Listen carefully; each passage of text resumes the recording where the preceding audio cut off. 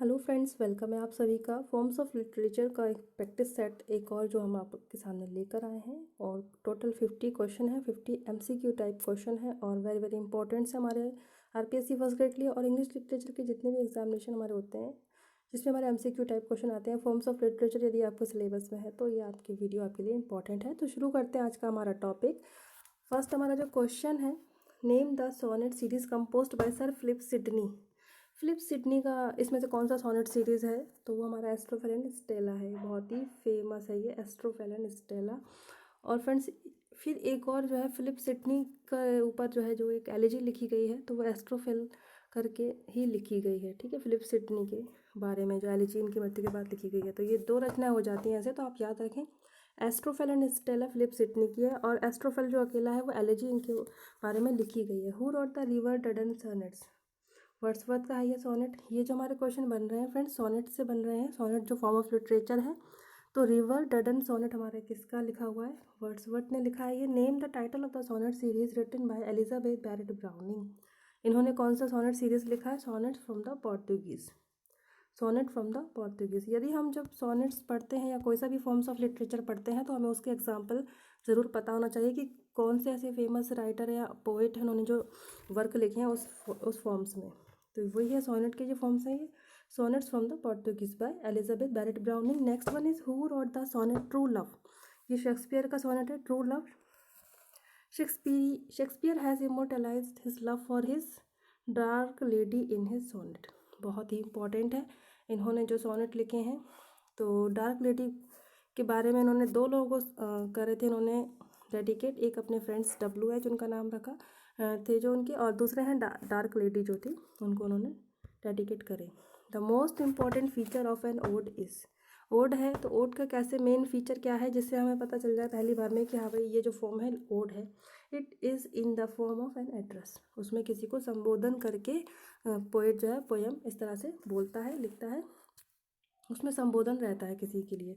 Who wrote an ode to himself. ये ode किसने लिखा है जिसका नाम है ओड टू हिमसेल्फ? ये लिखा है बेन जॉनसन ने। What type of ode is the bard. जो द बार्ड करके ओड है वो किस किस टाइप का है? तो पिंडारिक ओड है, पिंडारिक ओड का ही टाइप है friends. Dash is the hero of Spenser's Faerie Queene. Spenser ने जो बहुत ही फेमस इनका फेरी क्वीन, इसके हीरो कौन है? तो किंग अर्थर इसके hero. The action in an epic involves deeds in battles. तो ये क्या है? सुपर ह्यूमन है। The action in an epic involve super human deeds in battles. Super human की जो डीड्स हैं वो जो है एपिक्स में बताई जाती हैं।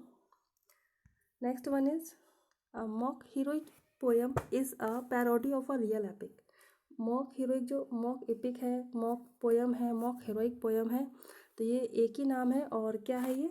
जो एक एपिक किसी ने भी लिखा है जो फेमस एपिक है उसके रियल एपिक के जो मजाक के वे में दोबारा से वो रचना कर दी जाती है तो उसे मॉक हीरोइक कहते हैं। पैरोडी माने होता है नकल। तो ठीक है, a mock heroic poem is a parody of a real epic. Real epic की नकल करके मॉक हीरोइक पोएम लिखी जाती है। Next one is the battle of the frogs and mice. ये भी एक मॉक हीरोइक पोएम का ही उदाहरण है, एग्जाम्पल है। तो the battle of the frog and mice is a parody of Iliad. ये इलियाड की पैरोडी है। ठीक है friends, the battle of the frog and mice. A mock heroic poem is written in a non serious mood. जब mock heroic है, mock यानी मजाक या वे में है, तो नॉन सीरियस मूड में ये लिखी जाती है। Next one is which of the following is the earliest ballad. इनमें से कौन सा जो है अर्लीस्ट बैलाड है? Chevy Chase. Addison Spectator is the collection of satiric essays. Addison का वर्क है स्पेक्टेटर, तो वो क्या है? तो वो एसेस है, एसेस का कलेक्शन है, satirical essays. Name the elegy that Dryden wrote on the death of Cromwell. Dryden ने क्रोमवेल की मृत्यु पर एलिजी लिखी, उसका नाम हमारा क्या है? Heroic stanza on the death of Cromwell. ठीक है, क्रोमवेल सबके एंड में आ रहा है पर हमें स्टार्टिंग का नाम याद रखना है, heroic stanza. Heroic stanza on the death of Cromwell. On the death of a mad dog is a non serious allergy. On the death of a mad dog कैसी है? नॉन सीरियस एलर्जी है, मजाकिया वे में इस तरह से, non serious. A soliloquy is meant for audience of the play. Soliloquy किसके लिए बोली जाती है? जो स्टेज पे खड़ा होकर जो व्यक्ति ऐसे मन में बातें बोलता है तो वो ऑडियंस के लिए बोली जाती है, जो उसकी ऑडियंस को सुनाई दे रहा है पर जो स्टेज पर मौजूद हैं बाकी एक्टर उनको सुनाई नहीं देती है, ऐसी बात है। तो ऑडियंस के लिए होती है। The catastrophe is the ending of a tragedy. Tragedy में जो एंड होता है उसे हम कैटेस्ट्रॉफ कहते हैं फ्रेंड्स, और जो कॉमेडी में जो एंड होता है उसे हम कहते हैं denouement. Which type of play is not meant for acting. Closet play वो होता है जिसमें एक्टिंग नहीं करना है, स्टेज पे शो नहीं होते हैं, उसको आप प्राइवेट में पढ़ते हैं। तो आंसर हमारा क्लोजेट प्ले।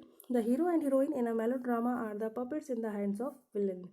मेलो ड्रामा क्या होता है फ्रेंड्स, बहुत ही इंपॉर्टेंट है, एंड फॉर्म्स ऑफ लिटरेचर में ड्रामा के तहत हम पढ़ते हैं मेलो ड्रामा। तो इसमें हीरो हीरोइंस होते हैं, विलन होता है, पर हीरो हीरोइन को कम दिखाया जाता है, विलन को ज़्यादा पावरफुल दिखाया जाता है। तो वही इसमें कह रहे हैं कि जो हीरो हीरोइन होते हैं वो पॉपेट्स हो जाते हैं, किसके, विलन के हाथ में एक तरह के कठपुतली बन जाते हैं उसके सामने। Which one of the following is a melodrama. इनमें से कौन सा है जो मेलोड्रामा है। द ब्रोकन हार्ट, ये एक मेलोड्रामा है एंड जॉन फोर्ड के द्वारा ये लिखा गया है। Wycliffe translated Bible into English from Latin text. Wycliffe ने बाइबल का ट्रांसलेशन किया है इंग्लिश में, तो कहाँ से, लैटिन से उन्होंने इंग्लिश में इसका बाइबल का ट्रांसलेशन किया है। Milton defend people's freedom of speech in Areopagitica. ये जो इनका मिल्टन का बहुत ही फेमस वर्क है, इंपॉर्टेंट है, तो उसमें उन्होंने पीपल्स की फ्रीडम ऑफ स्पीच जो है डिफेंड किया है एरोपैजेटिका में मिल्टन ने। What is Ruskin's unto this last. Ruskin का रचना है ये अनटू दिस लास्ट, तो है क्या ये, इस last collection of essays. Ruskin की लास्ट कलेक्शन ऑफ एसेज कौन से हैं, unto this last. Dash called the 18th century as the age of prose and reason. Answer is Matthew Arnold. Matthew Arnold ने 18th सेंचुरी को pros और reason का age बताया है। Who is widely believe to be the father of the essays. Father of essay हमारे Montaigne ने, और जो इनका वर्क है एसेज ऑफ मॉन्टेग सबसे पहले पब्लिश हुआ था 1580 में। ठीक है, father of essays. Which earlier work inspired Thomas More to write his Utopia. Utopia जो थॉमस मूरे का बहुत फेमस वर्क है। ठीक है, पहले तो ये क्वेश्चन बन गया हमारा, किसका है यूटोपिया, थॉमस मूरे का है। और इन्होंने किससे इंस्पायर होकर लिखा था, तो प्लेटो की रिपब्लिक से इंस्पायर होकर लिखा था। रिपब्लिक किसकी रचना है, प्लेटो की है। इसी से इंस्पायर होकर थॉमस मूरे ने यूटोपिया अपना वर्क लिखा था। Shakespeare got inspiration from Thomas Lodge Rosalind and wrote a play. अब शेक्सपियर ने थॉमस लॉज की जो वर्क था रोजलिंड, उससे इंस्पिरेशन होकर अपना कौन सा वर्क लिखा, तो वो है as you like it. As you like it उन्होंने लिखा था थॉमस लॉज की रोजालिंड से इंस्पायर होकर। रोजालिंड किसका वर्क है, थॉमस लॉज का है, और रोजालिंड करके कैरेक्टर है एज यू लाइक इट में। तो आप कंफ्यूज ना हो ना, रोजालिंड आप शेक्सपियर का नाम बता दीजिए, थॉमस लॉज का ये वर्क है। Moll Flanders by Daniel Defoe is a dash novel. Travelogue, travelogue जिसमें यात्राओं का वर्णन होता है, ट्रैवलॉग टाइप के जो नॉवल होते हैं, तो वो डेनियल डॉफे ने लिखा है। मेल फ्लेंडर, तो ये ट्रैवलॉग हमारा नॉवल है, टाइप ऑफ नॉवल है ये।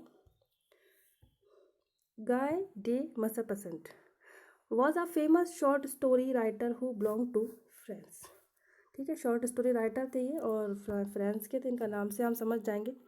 Who wrote the popular story Rip Van Winkle. अब ये शॉर्ट स्टोरी के हमारे फॉर्म्स ऑफ जो प्रोज है उसमें शॉर्ट स्टोरी हम पढ़ते हैं, तो शॉर्ट स्टोरी के ही क्वेश्चन हमारे आ रहे हैं कि पॉपुलर स्टोरी है रिप वैन रिंकल, ये किसने लिखी है, वॉशिंगटन इरविंग ने।